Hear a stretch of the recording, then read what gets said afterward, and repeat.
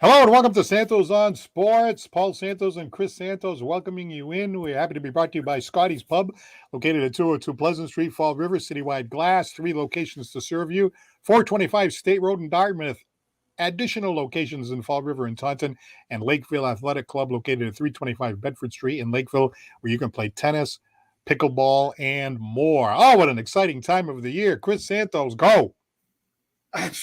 Go. I am right here because I am ready to go tonight in Boston. Let's get this going. Game 4, 2-1 Celtics. Paul, they tell you 82% win the championship if you win game 3. Well, the Celtics won game 3. They are up 2-1, looking to do more damage tonight. Get off to a fast start. Continue to play 4 solid quarters. Can't have a bad quarter. Let Golden State get back in. Play Celtic basketball.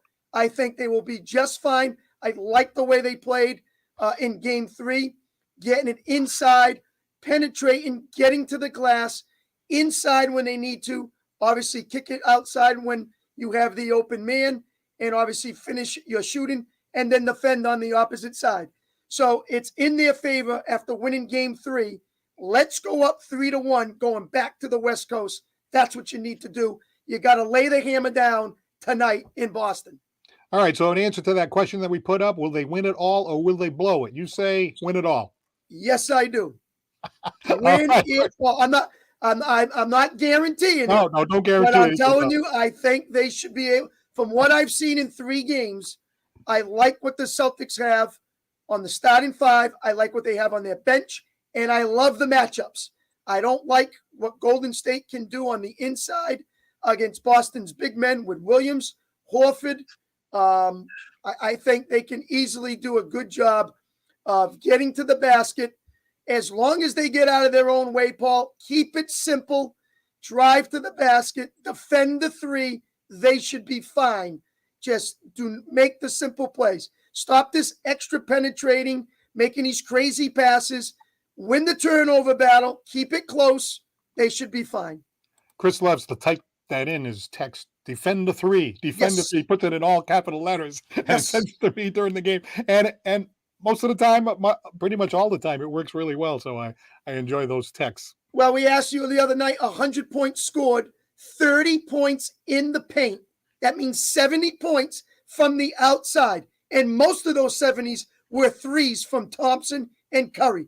Got to defend the high pick. You got to defend the double screens. You got to get up on top of them, make them go to the basket. Where Robert Williams, Horford, Brown, Tatum, they just defend tremendously and cause you and create havoc for you to change your shot.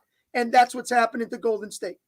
A lot of excitement in the air for all of the Celtics fans out here tonight. You see the number. We got an early caller today. Yes. So let's go to Florida. Laurie Ann is on the line. Hello, you're on Santos on Sports.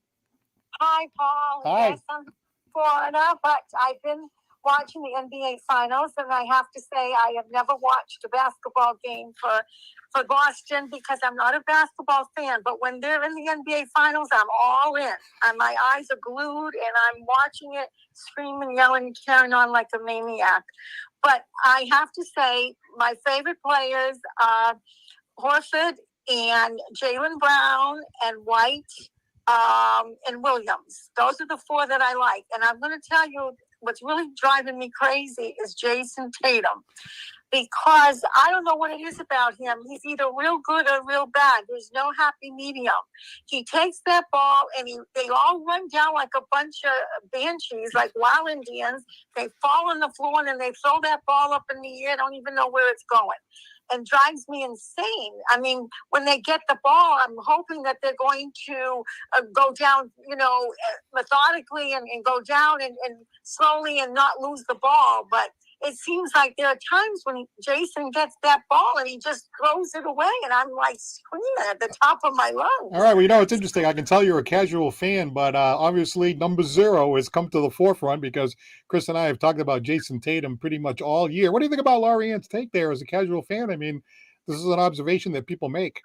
It was a great observation, and I thought a good observation came from Van Gundy, the announcer, who talked about Tatum going to the basket and going to the basket strongly, really penetrating and getting in there. Now, as she says, sometimes he over penetrates. And then when they double on him, he looks for a wicked, crazy pass, and then he turns it over.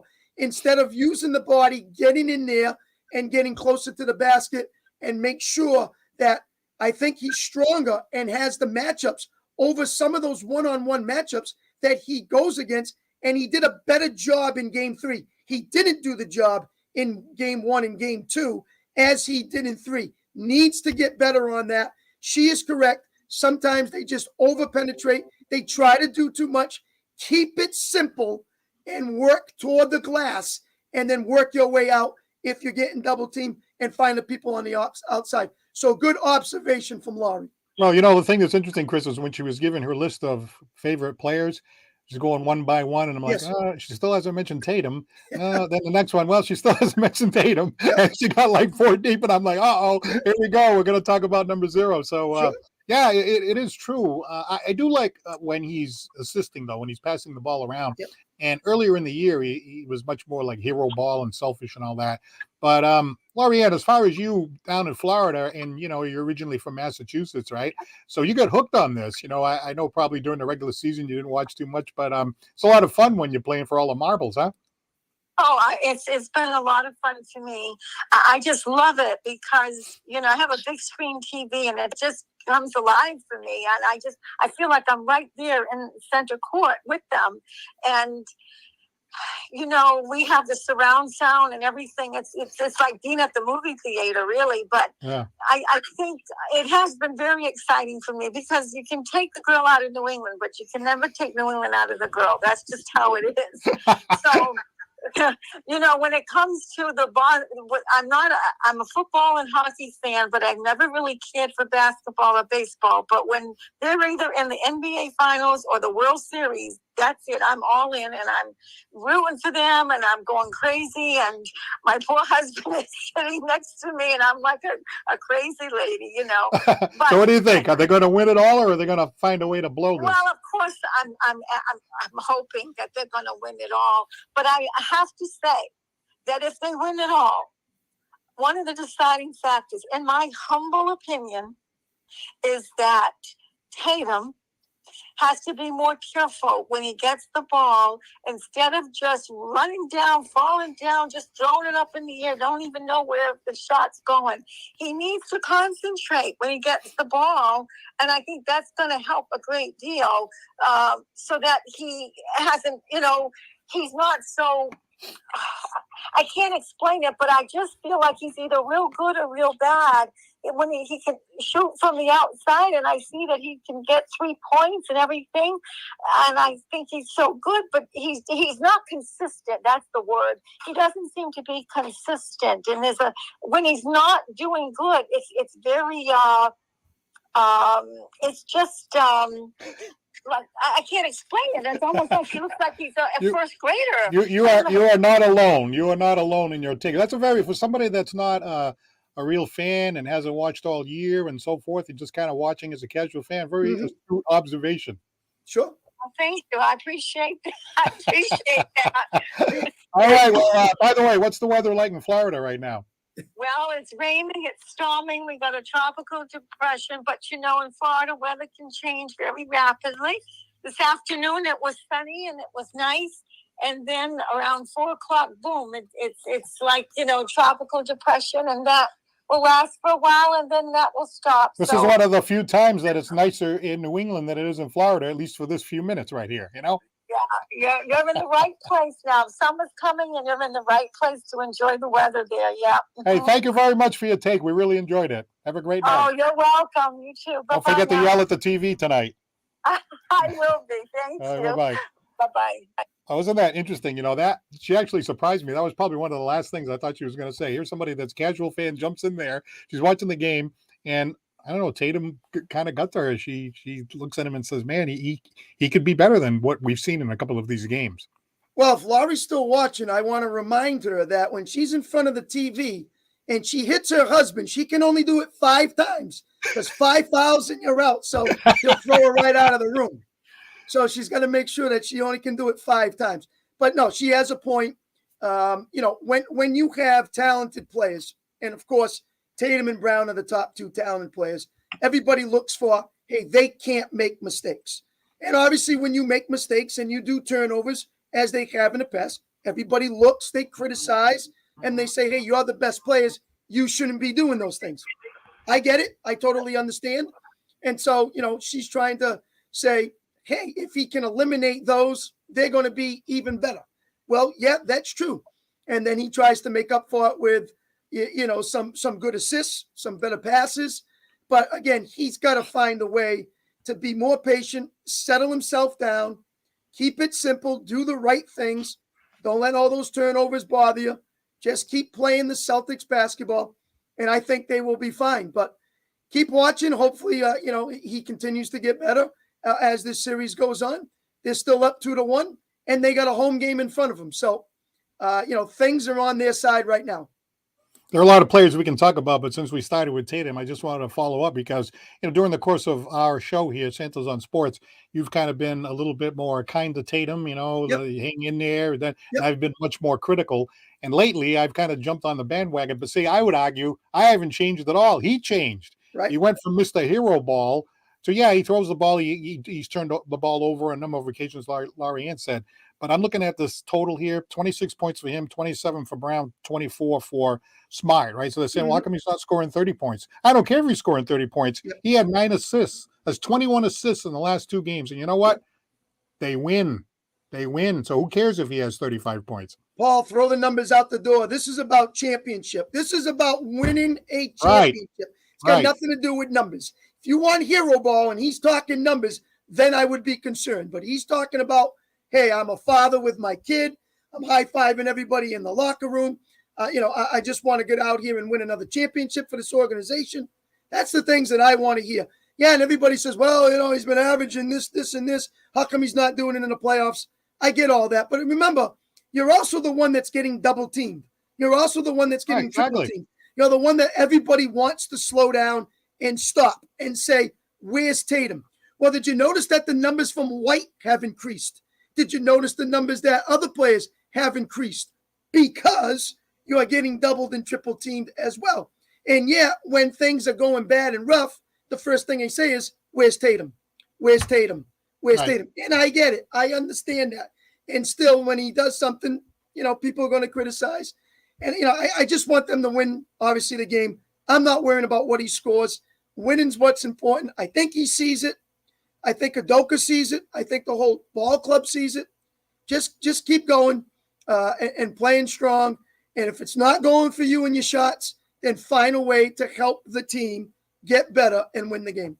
And that's exactly what happened, because the game that he had the most points, they lost, and the game that he had less points but more assists, they won.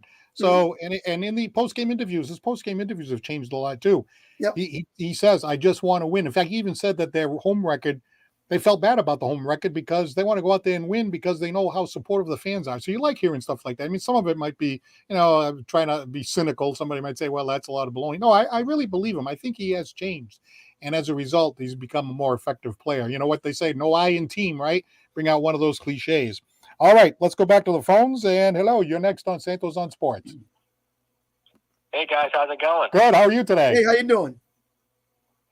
Excited, but really nervous. And I apologize for being kind of the Debbie Downer in this situation here. But I got to say, I'm not it's just simply due to the way that these playoffs have gone.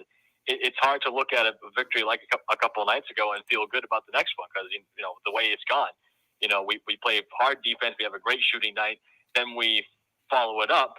It looks like it's like defense is non-existent for like the first half or so, and we're just bricking absolutely everything and then turning the ball over. So part of me feels like it's going to be another one of those nights. I certainly hope that's not the case.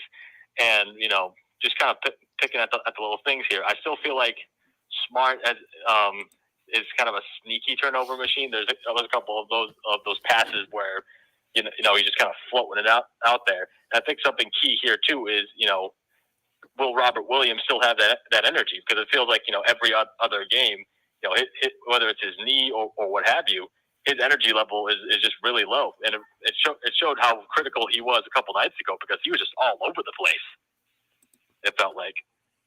Okay, I can agree to that, but tell me, how does Golden State get better?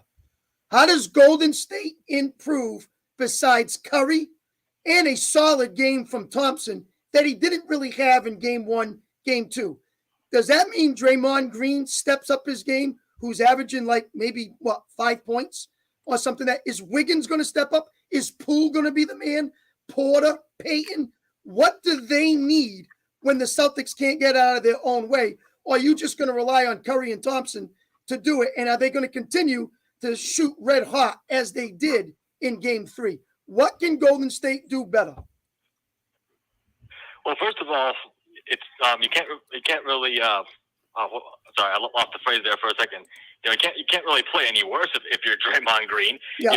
What was it? He had like more fouls than he had points. He had like 2 points. Yep. So any contribution that you could get from Draymond Green, in addition to his defense and his passing, that could be that would favor them big time. Okay.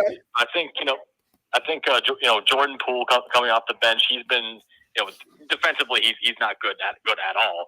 But he's been with Klay Thompson out, he had stepped up during the regular season as their their second big time scorer. Right. So I'd expect something like maybe a big night from him. Kevon Looney, that center. He's been really good throughout the playoffs until this series. Maybe you see like a 10 to 15 rebound night from him. That's because we've been killing them on the boards for the couple of games that we actually won. I forgot what the exact numbers were when it comes to rebounds, but we out rebounded them by like a ton. So I think if they crash the boards and they get just one other guy scoring, particularly Jordan Poole or like you mentioned, and Andrew Wiggins, I think they have a shot in this one. And Chris, what about the idea that history tells us during these playoffs that the Celtics just have the propensity of following up a great game where we're feeling good about everybody, and this one played great and that one played great and this one had rebounds and that one had assists, and they crashed the boards and they took it to the paint, and then they always seem to follow up that game with a stinker, a real stinker. And if they do that tonight, they're letting this team back in the series. They can't do it. They can't do that tonight. Right. So that's telling me it's about the Celtics, what the Celtics do in this game, not what Golden State does. It's what the Celtics do in this game.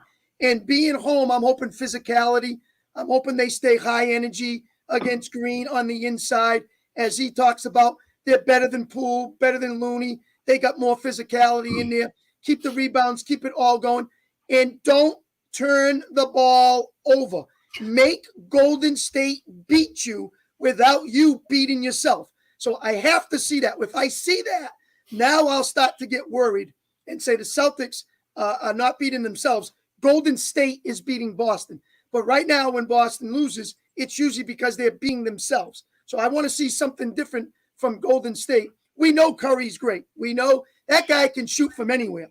It's incredible how good of a shooter he is. And Thompson's been very, very, very, very streaky.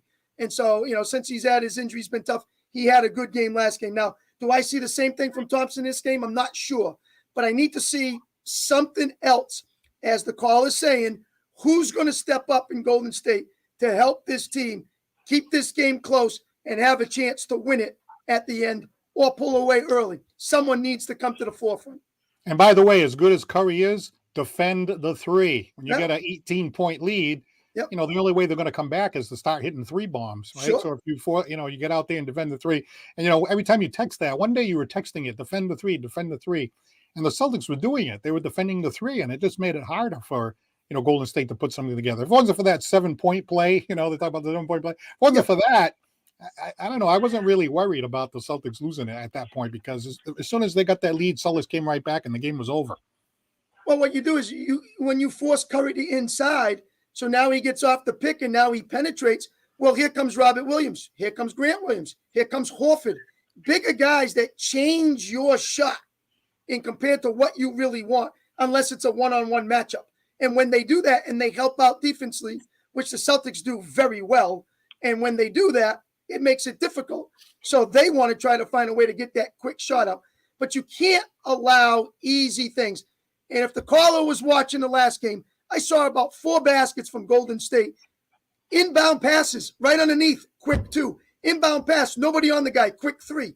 You can't do that in NBA Finals. You have to make them work for everything. And the Celtics got away with it a couple of times, and they gave up some easy hoops off inbound passes. Cannot have that happen. Well, Ryan, don't feel like you're a Debbie Downer. I always enjoy No. hearing from you. And in the text, it's hilarious because, Ryan's a lot younger than we are, but you should have been around, for the 20 or 30 years before the Patriots finally won, because there was one heartbreak and one last minute blowing of a game after another between the Red Sox and the Bruins and the Patriots. So it was really a stretch of heartache over and over and over. But, I can understand that because, look at that Heat series, right? That game 5, it's just amazing that they blew that game, but then it was like double amazing that they came back and won the next 2.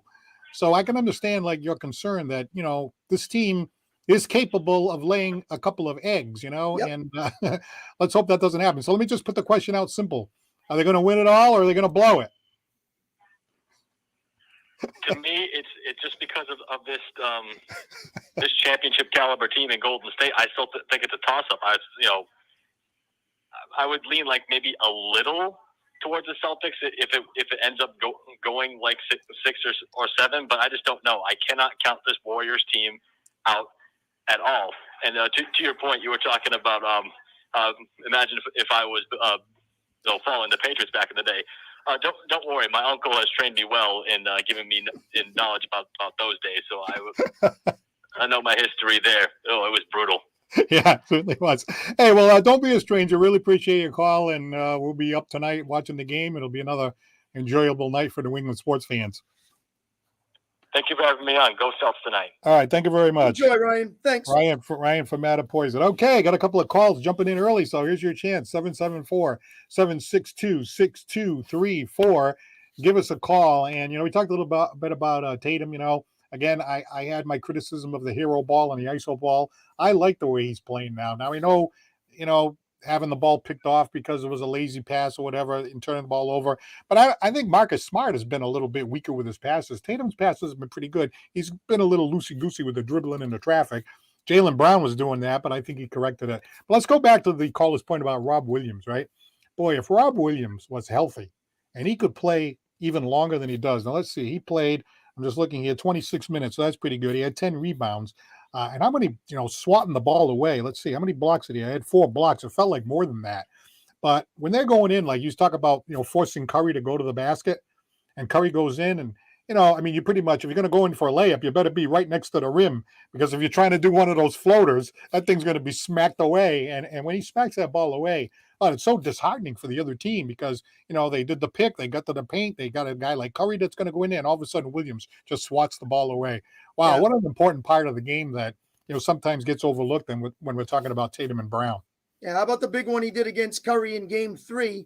Came off the pick, he went to the basket, kind of did a little hop, that little floater, and Williams came out of nowhere and sent that thing into like the 5th row, and that ball was pretty high, so he can get up there. But he's a great defender of changing your shot. When you think you've got something and them long arms come out, and he just kind of makes you make that little turn. And that's all it takes for you to change your shot. And he does it very well, even out on the 3-point range, if he's got to go out there, or even when they pass it back inside and he's reached out for 3, he's able to turn around and get back toward the basket and still make some blocks from there. So he's shown that he can do both up top and down below. He's got to stay in the game, Paul. Hopefully he can give another 26 minutes because defensively, they really need him. Offensively, they get 8 to 10 points out of him, get some alley-oops like they like to do to him once in a while, get some of that on the rebound, on the boards. That's even more for the Celtics. But defensively, he's really disruptive to Golden State inside. I'll tell you, and you point out offensively, if you just refine the putback a little bit, like he tends to miss those shots and then he has to battle and get the rebound and he put it in. Okay. And as you pointed out, defensively, it's so much fun to watch. And, a lot of times players who are trying to defend, maybe they're not as big and strong as he is. They end up fouling when somebody's going in and they're trying to get the ball and they always end up slapping the arm or something. He's really good at getting all ball. It's not just when the ball's in midair, even when it's still in the hand of the offensive player. A lot of times he smacks it right out of their hand. He's very, very good at it. And a lot of guys can't do it. No, I agree with you. And if you add that and you stay focused to the ball game and not get into the antics like Green wants to try to pull you in. I thought it was a great one the other night too, Paul. It was early in the game. Brown got fouled, I believe, by Green. Brown is on the ground. Green is right in his face, and he's giving it to him, and Brown doesn't even acknowledge him. He's sitting there on the ground. He waits. His teammates come over and pick him up, gets to the free throw line, and makes both of them. I would have applauded him for a million times from what I just saw right there. And don't worry about that. And then afterwards, point to him and look at the scoreboard, pal, because we're kicking your butt. I absolutely love that from Brown. I hope it can continue tonight. Let him score his 2 points, 5 rebounds, 4 assists, and just keep him away. Do not get caught up in those antics. Play Celtic basketball. If you get a hard foul, it is what it is. Let him foul out. He's going to converse. Him and Williams will go at it probably again tonight. That's another one. Keep an eye on that matchup to see how that goes. But I like the way how Brown handled that situation, if you remember seeing that one. Yeah, I do remember that. Absolutely, 100%. Now, we got a comment here. Don Silva says, fun fact, Celtics are the only team with a winning record against Golden State since 2014. Very interesting. Most teams, of course, end up losing over that long haul against such a great team like that. Yep. Bobby O'Brien said, great observation by the female casual fan at the beginning, Laurie Ann, her perspective. Spot on, says Bobby O'Brien. And Don also says they need to keep the turnovers to a minimum, less than 15, and they should be okay. Some good takes there by our folks watching here on, let's see, they are on Paul Santos Live on that particular comment. Yep. So give us a call. You see the number on the screen, 774-762-6234. Jump into the conversation. Are they going to win it all, or are they going to blow it? That's what we want to know. And, they talk about the big three, of course, the original big three with, Bird, McHale, and Parrish, and then, the Paul Pierce, Allen, and Garnett one. And now they're talking about, I guess Tatum, Brown, and Smart. But really, we talk about Rob Williams. It really is a big four because, Brown and Tatum, they're kind of like that 1-2 punch. They have a lot of similarities to them in terms of the scoring. Tatum probably a little bit better all around with defense and stuff like that. Then you got Marcus Smart. He is the defensive player of the year. But then Rob Williams, if he's healthy, he could have easily been the defensive player of the year. So now you got a couple of guys that can score. Marcus Smart, who can do a lot of different things, the heart and soul of the team and all that. He drives me crazy sometimes. But then you put Rob Williams in there, the defender of the rim. Wow. I mean, if they can keep this group together and you can keep them healthy, this could be a pretty good run for a while. Well, yeah, it would be nice. And, a lot of people talk about you can win an NBA championship without having a big man. Well, I like having a big man personally. I think it's very important, even if he's not your focal and centerpiece, but he does what Rob Williams is doing for this team, which is obviously alternating shots from their big men, alternating and blocking shots from guards that get by your guards on one-on-one matchups, and he's just disruptive down below on their offense. I get a guy like that, I am very happy to put in my lineup. And he's done it well. Hopefully he's healthy and can stay in there for the rest of this series with no injuries and no problems at all. All right, watching on Fall River Reporter, Danny Patello says, no offense to the caller, but a really bad Tatum is better than a great Marcus Smart. And Danny Patello also says, hey, we go up 3-1, get ready to hand the trophy over because Golden State isn't good enough to beat us 3 straight games. Go Celtics. Danny Patello. Okay. All right, let me see. I feel a guarantee possibly coming in here. Let's see. Hello, you are next on Santos on Sports. It's over. The series is over. Oh, no, it's the kiss of death. Hey, guys, I got to apologize. I'm in my car, and I can't get this Facebook to work on my phone, and so hopefully you don't hear double talk. But, oh, that's okay. But yeah, no, listen, hey, it's over. And Paul, I'm on board with you. They're always susceptible to a dud game, but there's nothing that Golden State can do to answer Chris's question, barring Curry and Thompson going off for 30 apiece. They're too small. They don't play defense like the Celtics do. Green's resulting in, he's going to play what he's doing because he can't do anything else right now. So they're trying to get in their head. It's going to be tough for me to. I can see we go up 3-1, and they got momentum going back to Golden State, and they're the fans behind them, and they have a massive game where they score 120, 130. But, barring that, this is over in 5 or 6. It's over.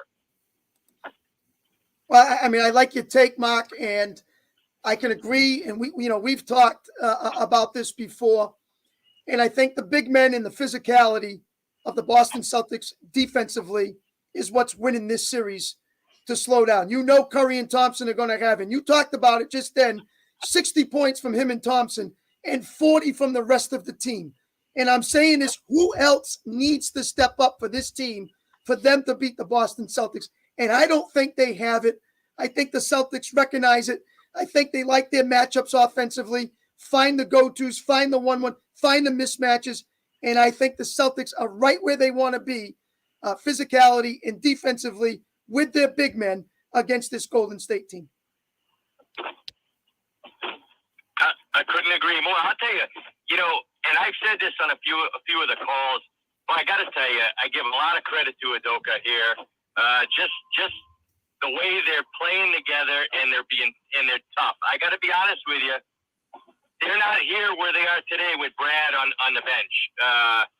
He was too mild-mannered, soft-spoken. I think they tuned him out, at the end of last season. And I don't think they're where they're at. Same team without Udoka on the bench, in my opinion. And that's very interesting. That shows, what the Celtics team can play for their coach. And if Udoka's made the difference, and we're seeing it, I can agree to it.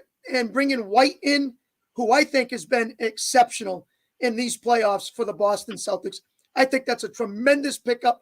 I give Udoka all the credit in the world, because I believe he was the one that went to Brad and the upper echelon and said, go get this guy. He's going to help us on this team, and he's going to help us win a championship.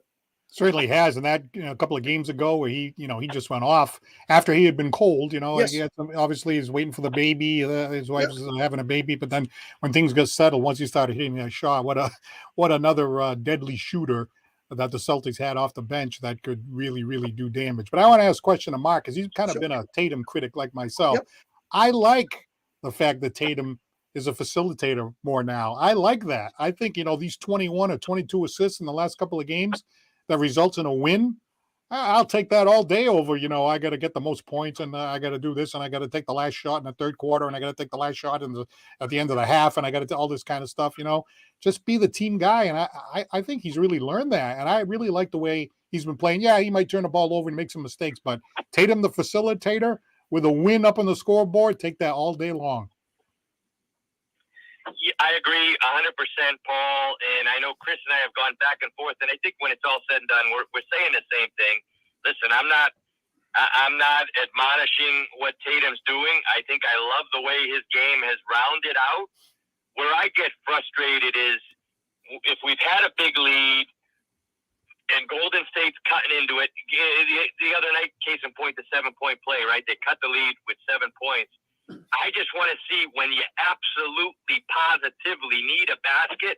That's when I want to see Tatum, whether he takes it to the basket or make a big shot. I love the way he's facilitating and he's being a team player. But when we need a basket as the superstar in that team, that's when I want to see him do it. And look at Brown these last couple of games. He's not settling for the three-pointer. He's driving to the basket. And I give Brown a lot of credit for that. And that's what I want to see Tatum. I love the way he's playing, guys. Don't get me wrong. But when we need a basket to stop a Golden State run or something to that nature, I want to see Tatum say, guys, give me the ball right here. I'm going to get this basket that we need. And that's all I want to see. Otherwise, I agree.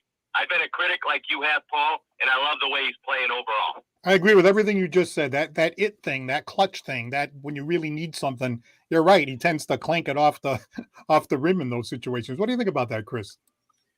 Well, yeah, you want the guy to say, hey, take me on the back, and I'm going to carry you in that situation. Now, in the last game, when Golden State got close and took the lead, I believe, it was Tatum who, one, made a good basket, and two, he came out and made some good assists and found the open man to get back to the lead and then get back to taking off and winning the game too. So if he doesn't make the basket, make the play, and I think that's what Mark's saying. But get out of those sloppy stretches. That's another thing I want the Celtics not to do. There are times there they play sloppy stretches and they let teams back in. Got to get away from that. Play solid 4 quarters. They should be fine. Can't have those sloppy stretches. Agree. And the last thing I'm going to say here is, and the physicality for sure. Listen, man, this team has shown me a lot in these last couple of months. Again, playing together, caring for one another, but playing also tough physical ball. But I got to tell you, whether it's Smart or Grant Williams, I want one of those guys knocking somebody on their ass tonight. That's what I want to see. And I like the way Grant Williams, when he's walking up court and he sticks his shoulder out, having Green run into him, like, knock somebody on their ass. That's all I want. But again, I think the series is over. There's not much Golden State can do, in my opinion. And that's all I got today, guys. It's starting to rain, so I'm going to let you go. But love the call. I had to call in even though I'm in the car. And thank you. Tonight. Go Seas. All right, so you guarantee it then. You guarantee it then, right? It's a guarantee. Put your money on it. All right, thank you very much. Talk to you later. All right, guys. See ya. Right now, Ryan is having a heart attack listening in on the other line. Mr. Nervous. Obviously, it's like 85% of the time you go up 2-1. But, that stat's a little overrated, I would say. In fact, we were texting about that the other day. And I think that's because if you look back at a series and, let's say somebody won in 5. It was really not really a close series. Somebody won in 5. That means the team that was up 5 or the team that won in 5 was obviously up 2-1 at some point. You know what I mean? So what about how many times has, a series went 7 that somebody was up 2-1? You know what I mean? Mm-hmm. I think obviously if Golden State wins tonight, it's 2-2 and you can take the 2-1 and throw it out. So, I think it's a little overblown. But anyway, watching on Santos on Sports, Scott Borowitz says simply go Seas. Let's see. We have Pam Reardon watching on New Bedford Live. She says, Celtics have this. Where is your faith in your home team? She questions. Lydia Kamara says, Celtics will win. Oh, we got a lot of lady watchers today. We really like that. Lori Ann, we got Pam, we got Lydia. Sharon Roderick says, be positive. Let's see. This one's going to be a tough one. This is going to be a tough one. Sija Ravindranathan says, Celtics are going to win today. No doubt about it. Ooh, it sounds like another guarantee. Celtics all the way. So give us a shout, 774-762-6234. For people that are watching maybe the first time or whatever, we're always joking around with that last caller because a while back he said something about I'm going to guarantee it, and he was wrong. And then, in fact, the first one was when the Patriots played Buffalo in the playoff game, and he guaranteed that one. That was a disaster, and he guaranteed 2 or 3 of them that didn't go our way. But actually, to be fair, the last few times he's given us the guarantee, it has worked out. So maybe this will be one of those times, Chris. What do you think? Well, listen, I like the Celtics. I don't think they're going to blow it. Whether they win it in 6, 7, whatever it is, I still think they're going to win the series.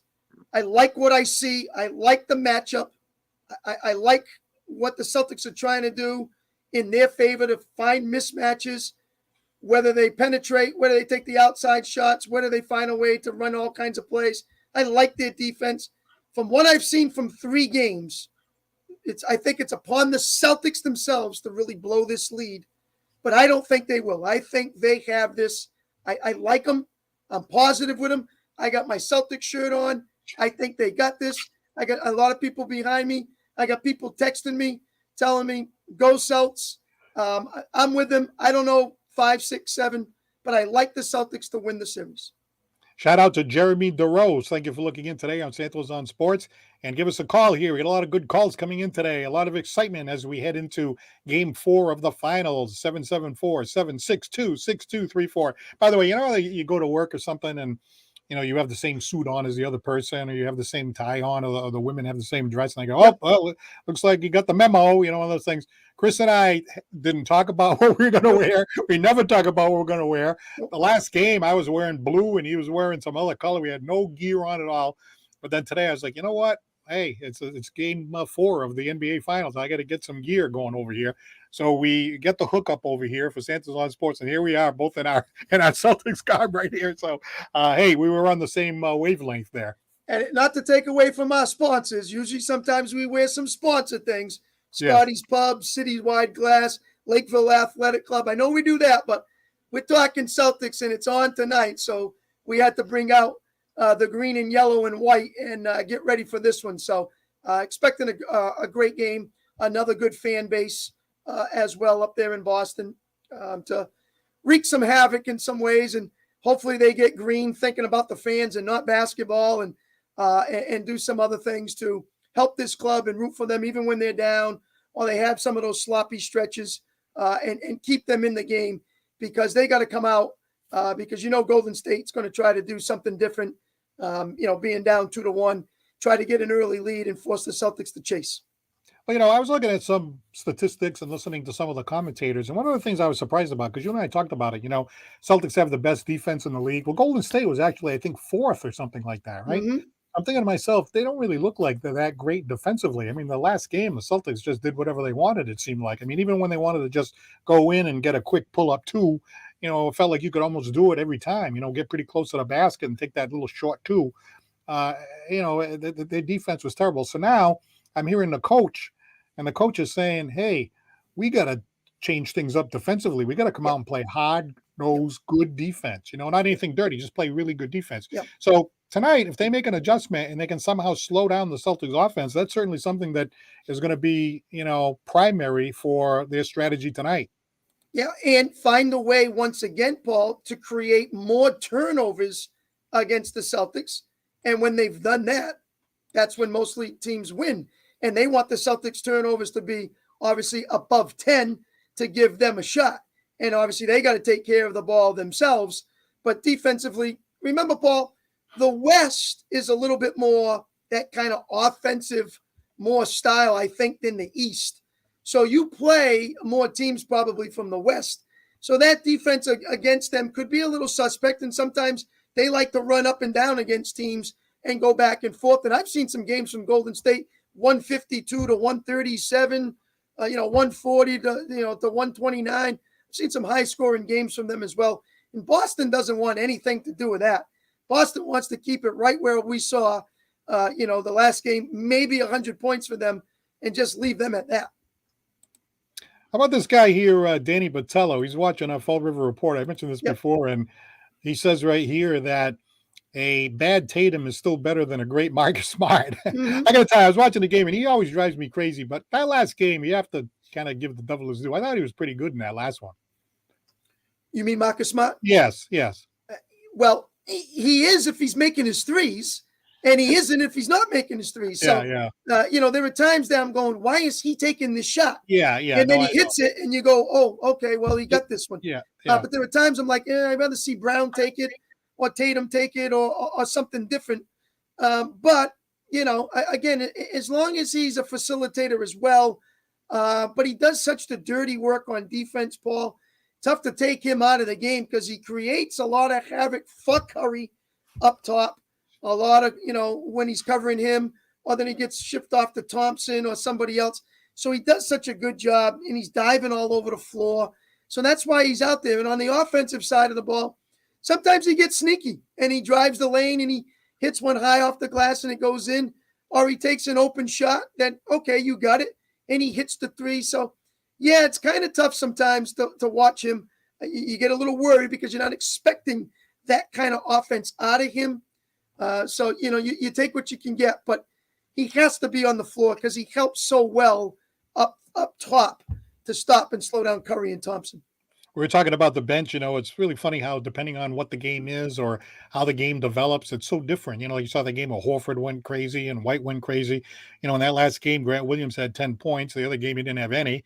Yeah. So like one night it's Grant Williams. Pritchard really was quiet that night. Of course, D. White came off the bench. He did what he had to do. But then another game, you don't get anything from Williams, but then you get like a bunch of points from Pritchard. So It seems like, depending on how things are going or who's getting open or how the game is developing, you're not really too sure who's going to do something, but it does seem like somebody is going to do something off that bench, and that's been a strength for the Celtics, certainly in the finals. And give Udoka credit of finding that in one of those players to say, hey, it's not Grant's night, let's get Pritchard in. Or, hey, it's not Pritchard's night, let's get Grant in. Or some of the other guys in, when to put them in and when not to. I know you have to put guys in when it's foul trouble, but when it's not, how do you feel? What's the flow of the game like? Who's hot? Who's not? Who needs to sit, relax a little bit, give them some advice, then get them back in. You got to do all them changes. It's not just that easy and say, go out and play. So I think Udoka's done a nice job with that. All right. Last chance, really. Well, we got 15 minutes, so you want to jump in, 774-762-6234. Give us a call, and we got our Celtics gear. We're feeling really good tonight. We're not bandwagon jumpers. Celtics fan. We've been Celtics fans all year. Right from the dark days of October, November, December, right into January, and things turning around. And I think it was Mark that said that he's talking about Udoka, and I credit Udoka too, right? But I do think there's something to be said, and I know we talked about this before, and I don't know if you quite agree with me 100%.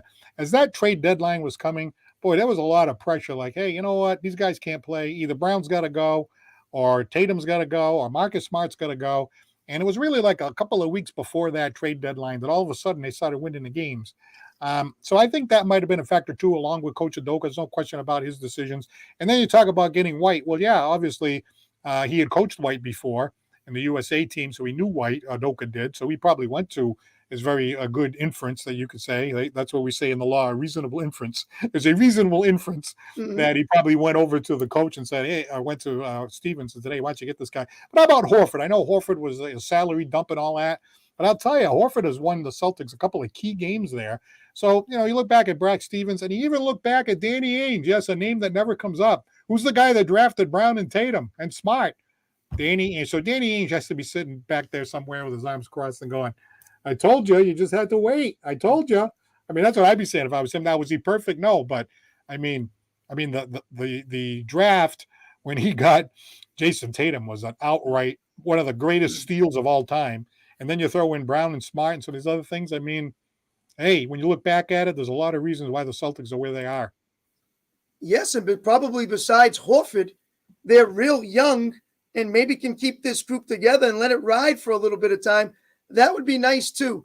But great job by the organization, drafting, obviously free agency, picking that up. And you know how that goes during the season. The Celtics have done it in the past too. When they had Garnett and Pierce, they picked up like Eddie House and some other guys that they needed to. Same thing when the big three was there and then Sheaston came off the bench and some of these other guys that they got and drafted. But this is a young Celtics team besides Horford. And I think they added Al back for that veteran leadership. Calm these kids down there at times. I've seen him put his arm around Smart a couple of times. I've seen him go over and talk to Tatum. I see him on the bench talking. Just gives you a little more common influence just to settle the kids down and say, listen, we're good. They know it. We know it. Let's go out and do it. So it's just love to see it. All right.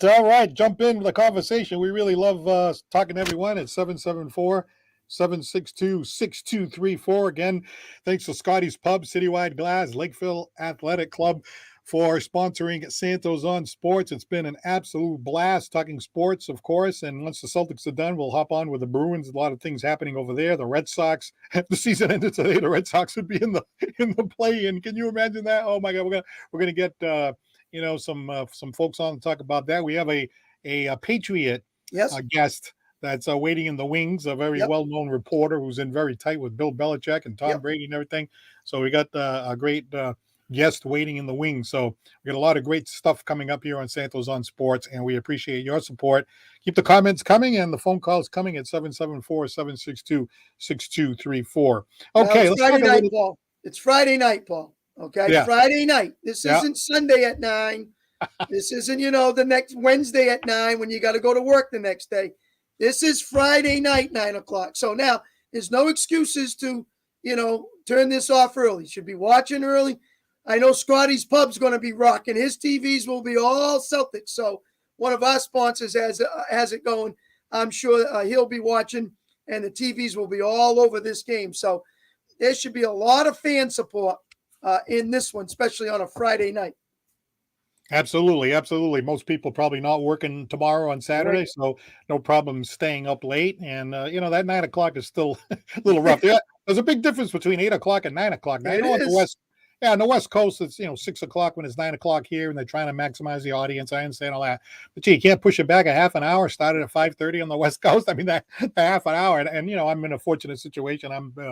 I'm not retired, but I'm semi-retired, so I kind of make some I can go in at 10 o'clock, 11 o'clock and just stay Right. a little later so I don't have to get up. But, that's that's a little bit late over there. It's too bad they can't push that back just a little bit. But, I want to talk to you about Draymond Green. Now, I remember back in the day, it was like, oh, Lambeer, he was public enemy number one. And remember Johnny Most was like, that guy's a filthy, lousy bum. So Draymond Green is kind of annoying. He's that guy that, I suppose if he was a Celtic, they'd love him, but he's on the other team and he's, he falls on the guy and he rolls his rear end over the guy's face and he rolls his leg over the guy. And then, hey, the Boston fans, they can get a little rowdy. They went into a chant that had swear in there and everything. So, but the funny thing is, like Draymond Green is like, well, that's real. One of them said that was real classy, but I think Draymond Green says, well, there's kids in the stands. So then I saw some Celtics fan found a game where he flipped off the Memphis crowd. So he's talking about the Boston fans. Hey, there's kids in the stands. So like, kids in the stands, get out of town. You don't care if there's kids in the stands. Well, Hey, Paul, it's 9 o'clock at the night. 9 o'clock at night. Why are kids in the stands? They should be in bed. Yeah, I don't know what he's talking about. So except for Deuce. Deuce can stay up and watch. I ain't worrying about Draymond Green. Listen, he's probably going to be a Hall of Famer. And that's only because he's won 3 or 4 championships. But this is a guy with a career average of 8 points, 6 rebounds, and 5 assists. That's all Draymond Green does. But he talks a good game. He's very physical. He helps out under the boards. He clears everybody out. He does the nasty and dirty things. And Dennis Rodman, right up there. Barkley was kind of like that, but better in rebounding was Rodman. Better scorer, obviously, was Barkley. And you can name a lot of other big guys underneath that do that dirty work. And you just got to kind of play with it. And you don't get caught up in it. You stay away from it when you need to. And we talked about it earlier. I thought Brown did an excellent job the other day of staying away from it. Then when he picked up his 4th, Grant got in his ear a little bit and gave him a little bump.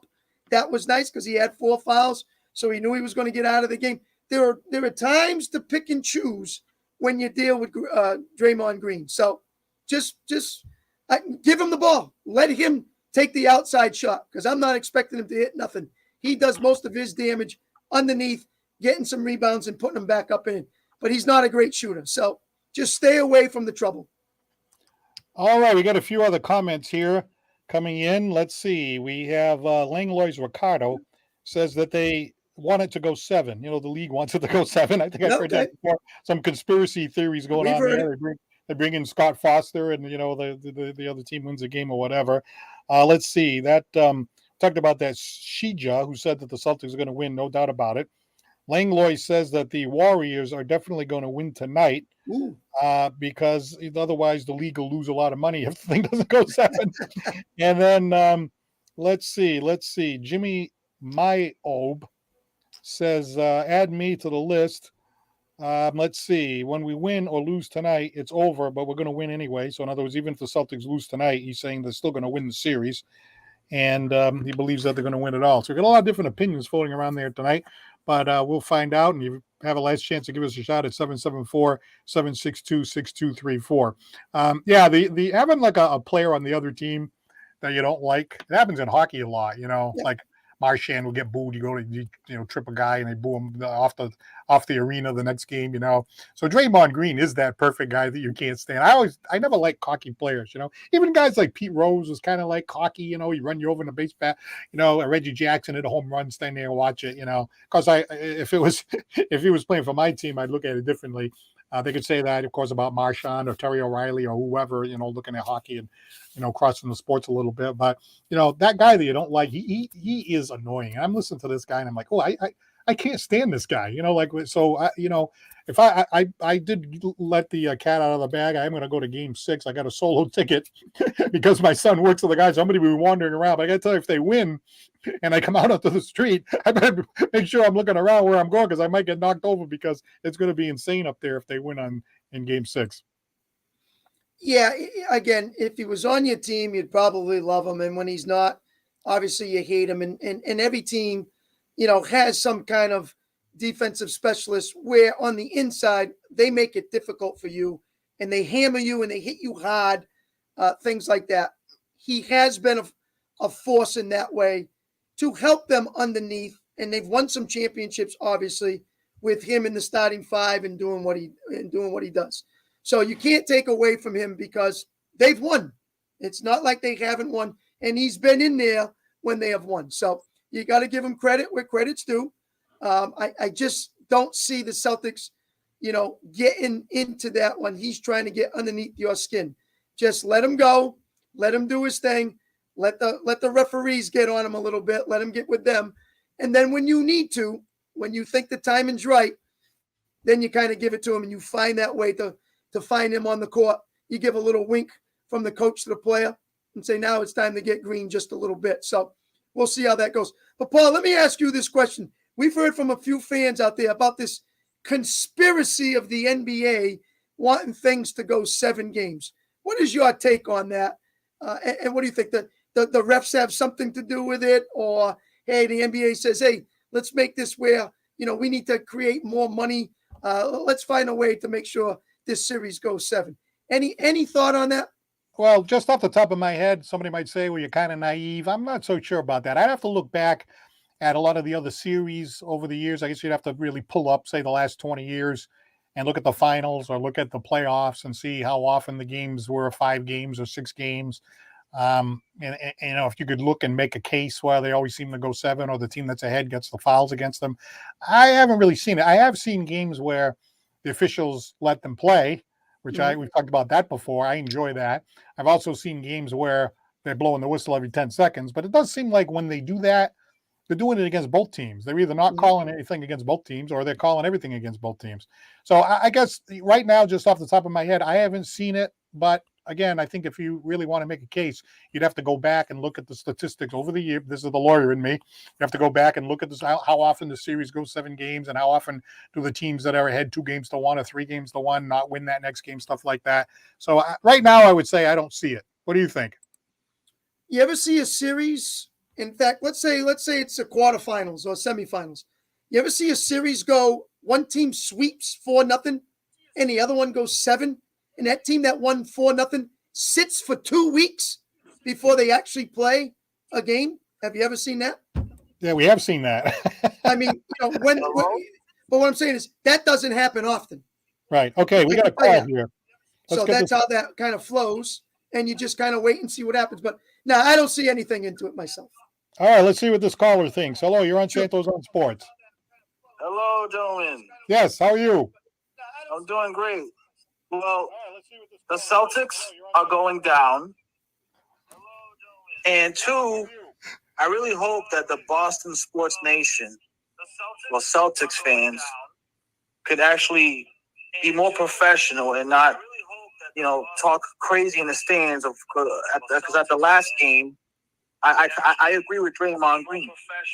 It wasn't classy to be chanting something like that when you got kids in the crowd. Mm-hmm. All right, well, are you a Golden State fan? Huh? Are you a Golden State fan? No, I'm originally from New York. I'm calling out of Fall River. Okay. But I'm just saying, as a sports team, yep. They just send a message out and just say, look, and tell their fans to be more, professional, because you have children that go there, mm-hmm. and those parents are not going to take too kind of that type of rhetoric, even though I understand the environment.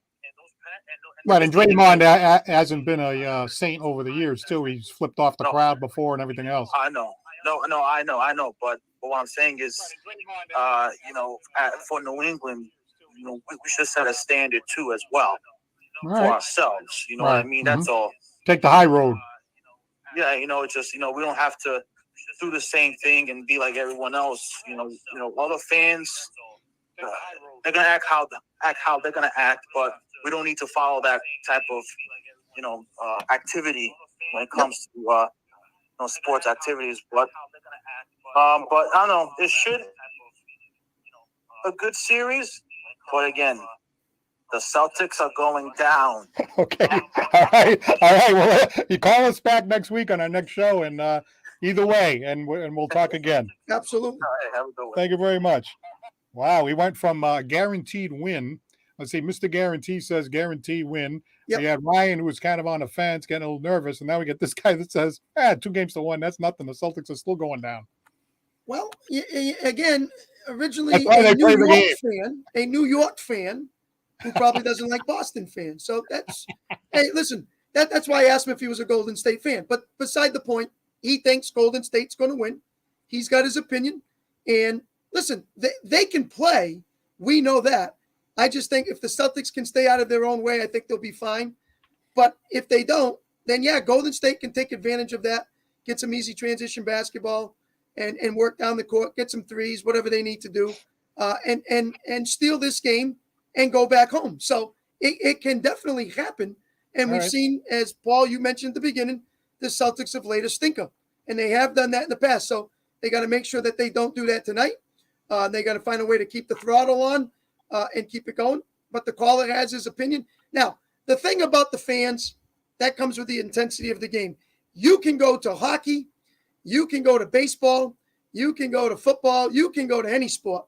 And unfortunately, not just in Boston, that's everywhere. And I understand what he's saying, that the Celtics fans don't have to follow along with what people are doing. But unfortunately, today's world, that's the way it's been going in all sports, not just basketball. So, they got to monitor it.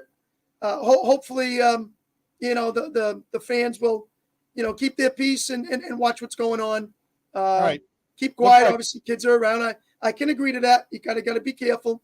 And sometimes something called alcohol comes involved and takes over the game as well. So, that's just the way it is. But hopefully it's a good one tonight at the TD Bank. All right, let's see. I think there's another call here. Let me just see if that's the last caller that didn't hang up or if we had a new caller. Hello, you're on Santos on Sports. Hey guys, how you doing? Hey, good. How are you? Doing all right. Excellent. New York fans are certainly not innocent. So let me just clarify that. New York fans are not innocent. Agree. Sports fans as a whole are not innocent. Agree. Philadelphia fans are certainly not innocent. And the Agree. term asshole exists not based off of the great behavior of the people of Massachusetts and New England sports as a whole. All right. I mean, they're athletes. They understand what they're dealing with, what they're getting into. Now, their wives might not respond. And I think a lot of the stuff that took place in the interviews, they're trying to rally around Draymond, and they're upset that they lost, and they've been blatantly outplayed. There's some guys that haven't shown up throughout the series, like a Klay Thompson, who haven't played up to the capabilities they want to. And they're not going to answer questions on, well, why did you get outplayed and why did this happen? They'd rather complain about the crowd. Is it classy? No. But if Boston fans ever claim to be classy or good people, no. They win and they let you know about it. They might be trashy fans, but guess what? They have how many championships in the past 2 decades, and they're going to let you know about it. And guess what? Because they win, you can't really say much to them. Draymond went on his podcast and said, listen, I got a 1-year-old little girl that doesn't even understand what they're saying. I got a 5-year-old son that he wants to coach someday. He's going to have to come to understand it. And you know what? Your dad brings a lot of it on him. He doesn't care. He said, you know what? You want to say F Draymond? How about F you too? I'll see you Friday night. So I'm interested to see how they respond and he responds. If it goes with the flow of the series, I'd expect a Golden State win tonight. But we'll see, because the Celtics haven't had the best success when the energy's high in the Garden, and they need a W. Hey, thank you very much for your take. That was a good one. Okay, all right. We're getting into overtime, but that's okay. If somebody wants a call, we'll go a few minutes over. But that whole thing about the fans and Draymond and all that. What do you think? I think Draymond just has to worry about Draymond and playing basketball to help this team win a championship. Not worrying about the crowd. Maybe he's taking his focus off of that and starts to worry about that. He needs to get back to playing some solid basketball where he's getting 10, 12 points, 15 rebounds, 5 assists, whatever it is, because they need him to help out Curry and Thompson if they have any chance of coming back in this series. They always say the cheap seats, you're up in the cheap seats or you're down, So I got tickets to the cheap seats, right? So before the game, I go down to the front. My son works at the Garden, so I'm hanging around my son.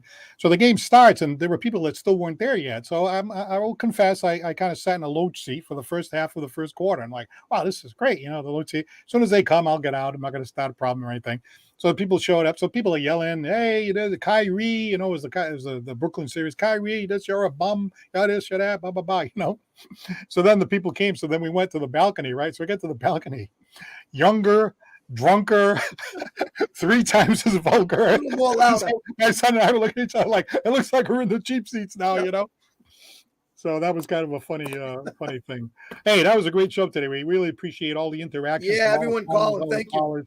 Everybody's excited, and why wouldn't they be? And again, a quick thanks to all of our sponsors. Let's start with Lakeville Athletic Club, 325 Bedford Street in Lakeville, Massachusetts, where you can enjoy tennis and pickleball and more. Citywide Glass with 3 locations, 425 State Road in Dartmouth. They got additional locations in the cities of Fall River and Taunton. And Scotty's Pub, 202 Pleasant Street in Fall River. Thank you so much for helping us out here on Santos on Sports. Go Celtics. We got our gear, baby. We got our Remember, gear. Remember, Paul, the only guarantee we're making is that we have a stogie if they win the series. Well, Mark Sylvia typed in. I forgot to tell you. He typed in, get the cigars ready. Right here. Well, that's the only thing I've guaranteed. You got to help me out because, if it gets to that point, I'll get you one, Paul. I'll get you one. If you have to meet me in a parking lot or something, because I don't know anything about cigars. I get you. remember I used to light up one of those Cuban specials. I don't know what kind of cigar do you smoke? Don't worry, we'll find you the right one, Paul. But we'll have a long conversation before that show comes, and I'll make sure you get the right one. Please don't give me one of those funny ones. I can't take it. It's got to be a good, regular It'll cigar. be a good one. I promise you. I know you wouldn't do that. You're a class act. All right. Well, thank you very much, everybody. That was a great show. And go Celtics. And by the time we come back, let's see. Next Thursday, if it goes 6, it'll be Game 6. So perhaps we can jump right in on Friday, the day after Game 6, in between Game 6 and 7, and maybe we'll do a special if there is a Game 7. So we'll be around and we'll have some fun. And thanks to you, Chris. Great takes as always. Thanks, Paul. Thanks, everybody. And the new people that called in. Thank you. Keep the calls coming. For Chris Santos, I'm Paul Santos for Santos on Sports. Have a great night and go Celtics. Good night.